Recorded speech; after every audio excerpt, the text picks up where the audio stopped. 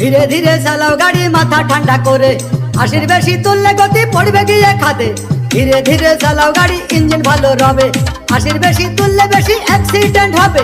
100 kilo যাওয়ার পরে 100 kilo যাওয়ার পরে রং থাকে আবার স্টার্ট দেবে।